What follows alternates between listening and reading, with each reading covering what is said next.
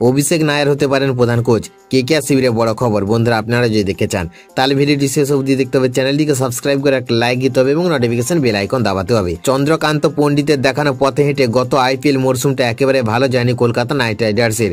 তাই পণ্ডিতের জামানা শেষ হতে নতুন কোচের খোঁজ শুরু করেছে শাহরুখ খানের দল। এবার শোনা যাচ্ছে পুরনো মুখে দলের হেড কোচ করতে পারে কেকেআর ম্যানেজমেন্ট।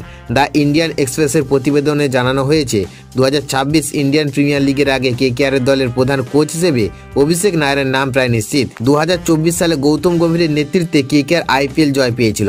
সেবার সহকারী কোচ ছিলেন অভিষেক নায়ার। পরবর্তীতে গম্ভীরের জাতীয় দলের দায়িত্ব নেন আর নায়ারও তার সাথেই চলে যান। তবে বর্ডার গাভাস্কার ট্রফিতে ভারতের ব্যর্থতার পর কোচিং পদ হারায় নায়ার।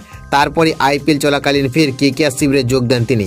তখন থেকে গুঞ্জন উঠেছিল এবার হয়তো তিনি হতে পারে দলের পরবর্তী হেড কোচ। চন্দ্রকান্ত পণ্ডিতের দল ছাড়ার পর সেই জল্পনা আরও জোরালো হয়। জানা গিয়েছে রিঙ্কু সিং, অঙ্কুশ রঘুবংশী, হর্ষিত রানা ও ভেঙ্কটেশ আয়ারের সঙ্গে নায়ারের সম্পর্ক দুর্দান্ত। খেলোয়াড়দের মানসিকতা বোঝার ক্ষমতা তার অত্যন্ত শক্তি। এমনকি সম্প্রতি রোহিত শর্মার ফিটনেস ট্রেনিংয়ে সাহায্য করেছিলেন তিনি। তাই নতুন মরশুমের আগে চেনামুখ অভিষেক নায়ারের হাতে দলের দায়িত্ব এলেই লাভবানই হবে শাহরুখ খানের কেকেআর।